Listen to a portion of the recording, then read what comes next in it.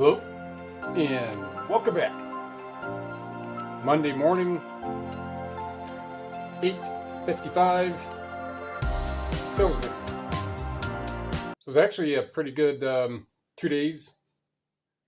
So I packaged stuff up for the mail on Saturday, had it out on the table in the front at 10 o'clock or at 11 o'clock. Apparently, at some point, the mail was here before that, when he is usually here, and right around 12:30. So it may have been a substitute carrier, but either way, bin is still here.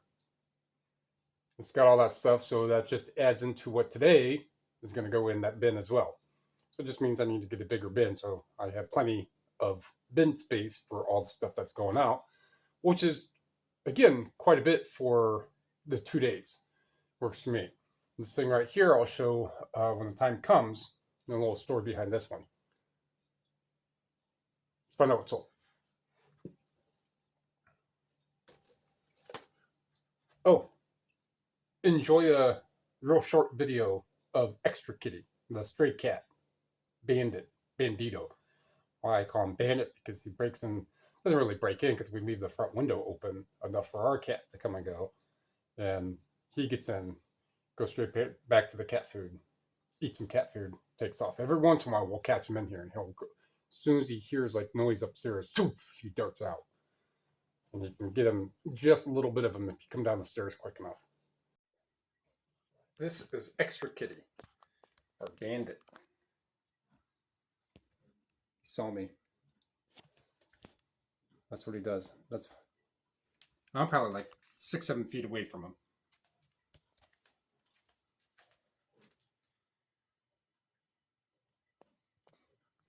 All right.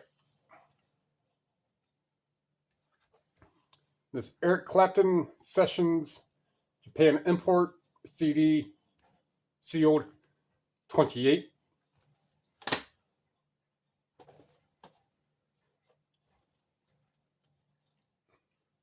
Walk as Children of Light DVD. Actually, no, I think it's a DVD CD set. Yeah. CD DVD set 22. Yep.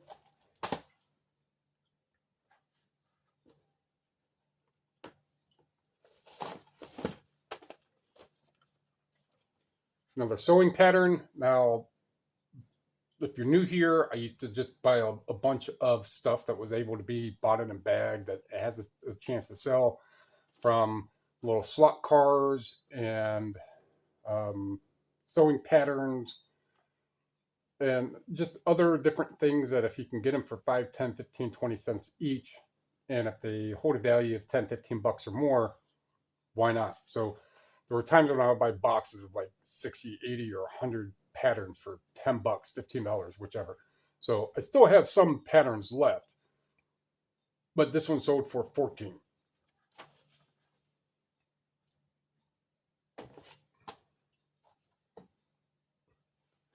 Party Songs multi-disc DVD set. This one was recently listed, maybe past week or so.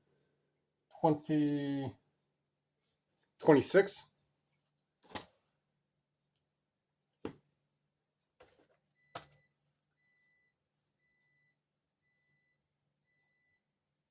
Coffee's done.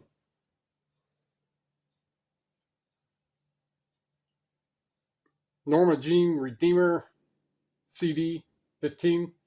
Going across the pond.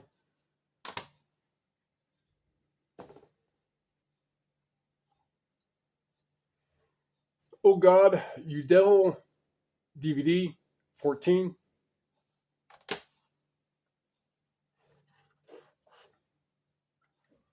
All right, so here is the thing. So this is a Byron Birdsall artist proof, signed, watercolor. All right, so I'm not going to hold this up the entire time. It's called Old City. It's somewhere right around here, right around there. Right here. This is all hand inscribed to someone. So many years ago, 3, at least. Wife and I were down at the Habitat for Humanity in North Randall, where that Value World is. And I don't get to those two stores that often. I do maybe once a month. So just kind of perusing around. Again, not really, still selling media, but not a super whole lot. Maybe it was more than 3 years ago. It was raining when I was going out to the car. I know that. So actually, I had the Pontiac Vibe. So that was almost 4 years ago. So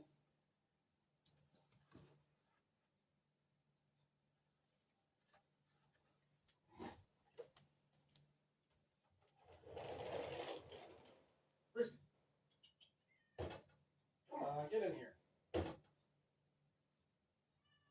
Come on, Rigby. Get.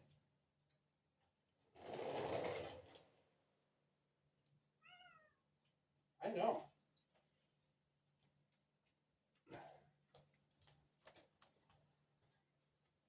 This one's Rigby.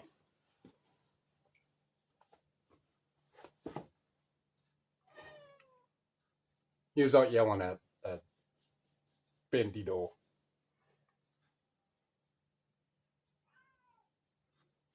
But my cat's always talkative. Anyhow, so I go in there and I come out with these artist proofs, signed artist proofs. I come back, I'm like, so I looked them up. I don't think the Terapeak was on, the product research was on then. I think I just looked something up and I was able to determine, I was like, yeah, I'll buy them for $8 each. So I sold a couple for, I think one sold pretty quick for like $700. A couple others right in the $200, $300, $400 range.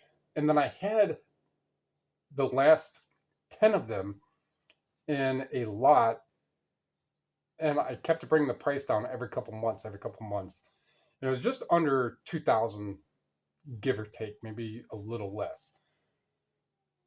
And the other day,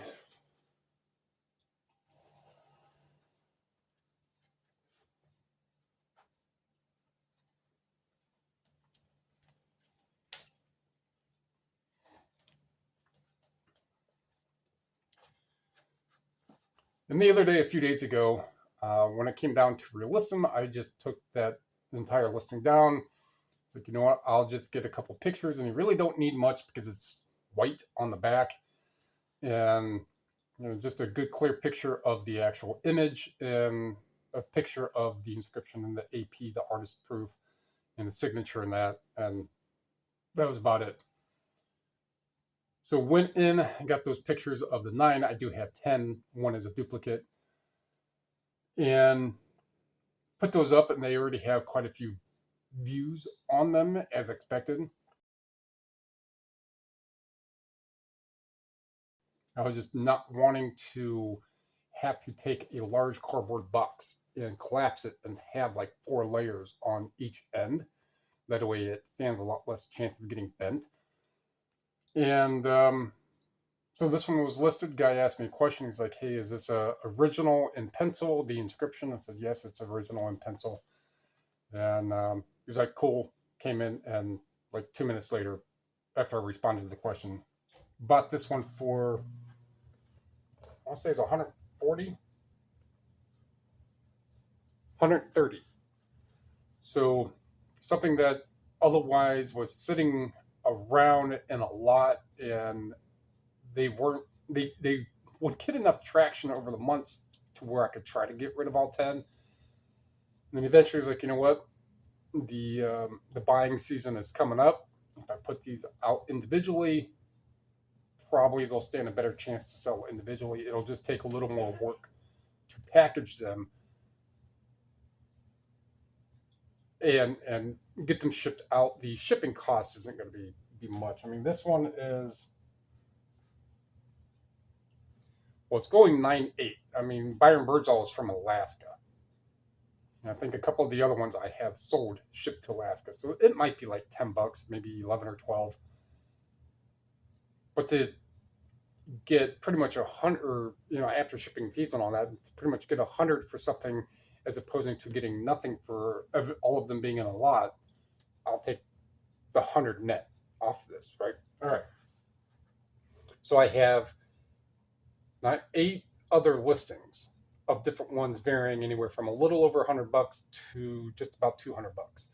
And all I did for the math is I went measurement here, multiply those two numbers, and whatever that came up with, and then I added a little change. So let's say if it came up with 247 was a number, it was 249.99, and then whatever sale bracket it fell into. So 249 would have been at 39%. So basically 40 from the 250, it's gonna be 20. So it'd be like 220, 230, right? So that's just how I did the pricing, and it seems to be fair enough. There is one that was much larger that sold for 700. It was a much larger print, but I priced that one high because it was a print probably about the size of this, and this is like 42 by 30 or something. So, but that one sold fairly quick. I'll see if I can. If there's any in my actual sales history that I can type up. This Ruger DVD, mini Ruger, I don't know, technical manual, 35.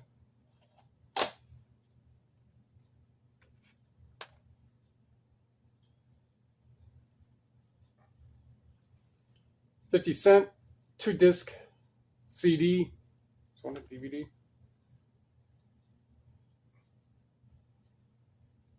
Yep. CD and DVD, 24.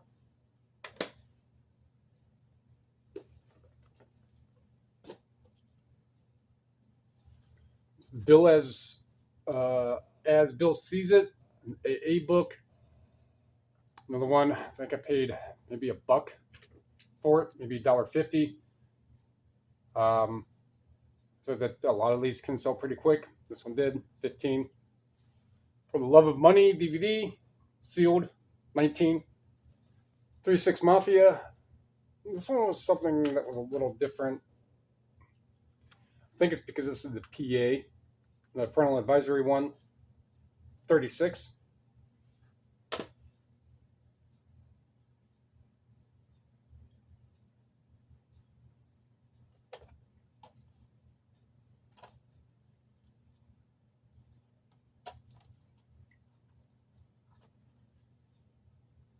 Breaking Her Will, Z-Bub. So Z-Bub is a lot of this risque kind of sleaze stuff. 56. I think it was almost 57.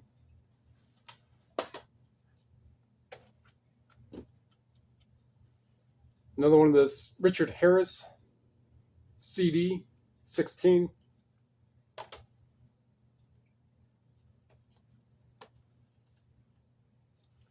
Red Badge of Courage DVD, sealed, 12. Well, I spun right past this. This is a 45 of Alana Miles. Not retiring on it. 950.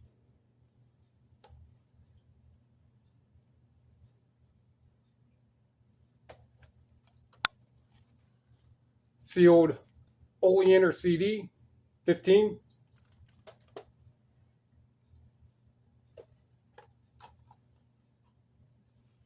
Magical Egypt DVD, not a retirement, 9. On the other end of value is this Walt Disney Treasures. So a lot of time, well, most of the time when you see the Disney stuff in these tins, and especially if it's treasures, some of them are still well over $100. This one is not one of them. This is Goofy, and they are, most of the time they're numbered. Yeah, this one is box 2626 of 125,000. So box 2,626 out of 125,000. $40. 40.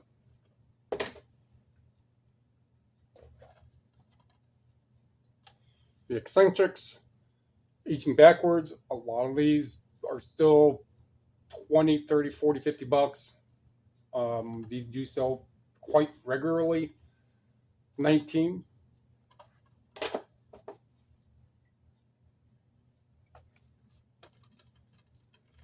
Jessica Lange and Music Box. So is what I mean, especially for like the box quality, the case quality. So this one here is 23, so it's going to go in bubble. Haven't sold any shads in a while. These are Eagle Eyes. 40, 40.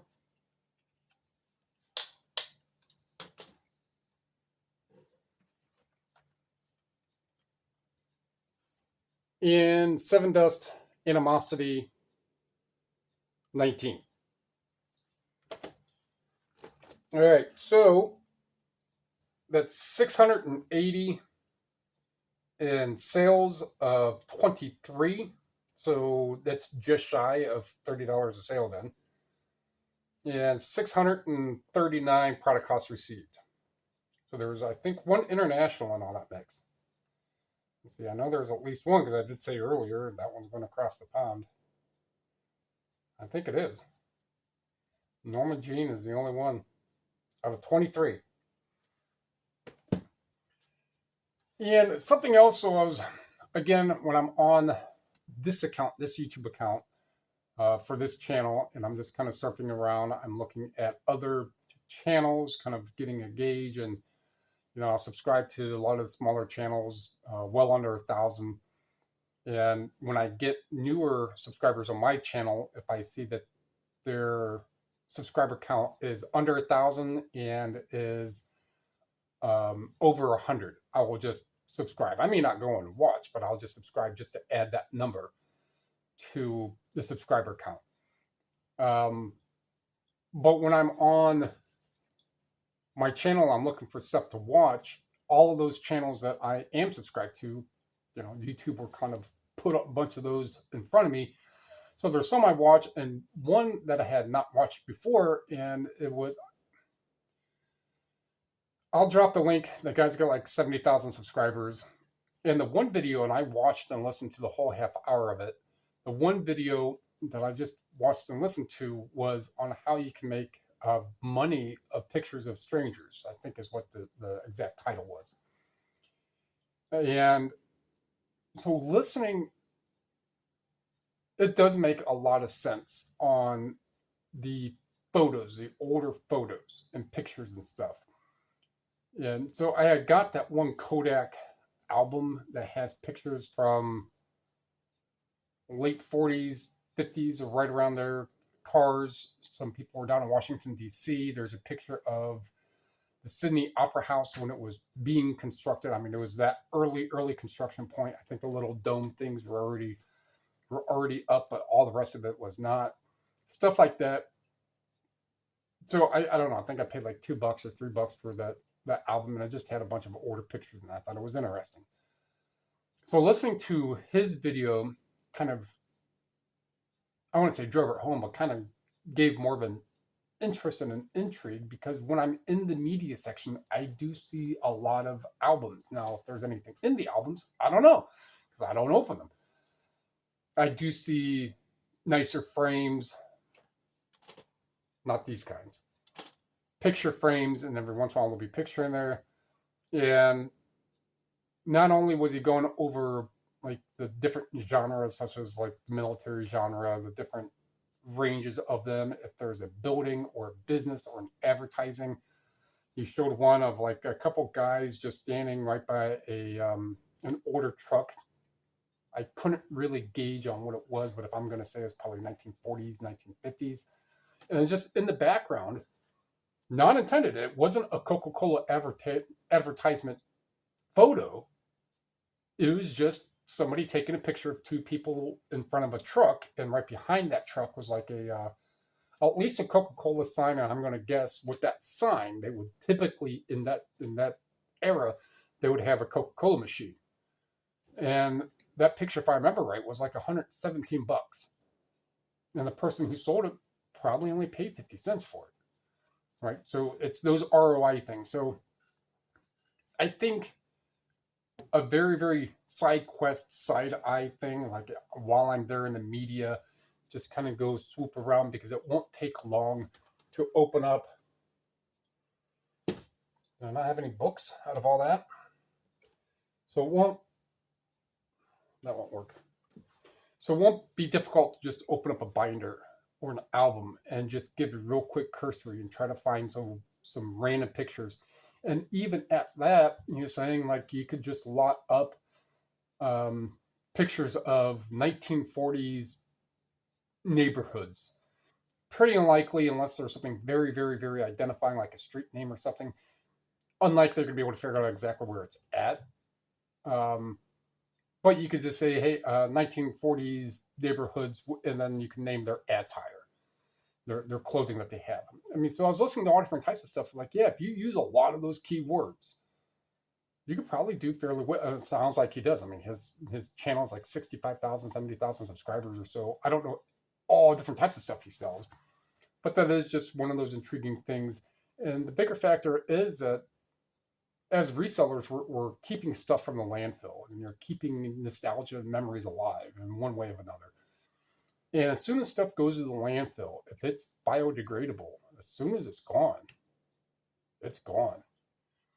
And so that is why antique stores and all these secondhand stores that are all across the world and charity shops across the pond, that's why they play a pivotal role in preserving and curating a lot of this much, much older stuff that otherwise would just end up gone forever. And to go back to the pictures on why people would want those, not only A, for the nostalgia, but people have themed rooms in their house, or just the very, very quick decorations of a foyer or a boot room or a cloak room, or they have their own business that they want to emulate. Let's just say if he has some, and he was really going over a lot of the strange macabre, especially like Halloween costumes from the 1930s, 40s, 50s, 60s, whichever. Pictures of kids in Halloween costumes can sell for $100, $200, $300 for a little picture. Bridal photos, especially ones that are around very exquisite fireplaces and dwellings. People want those for that feel. And if you have your own bridal business, you'd want that to just be kind of like an eye appeal. Like, oh, that's, and then you can kind of gauge from that, because if you can get, and this is me just using my logic here.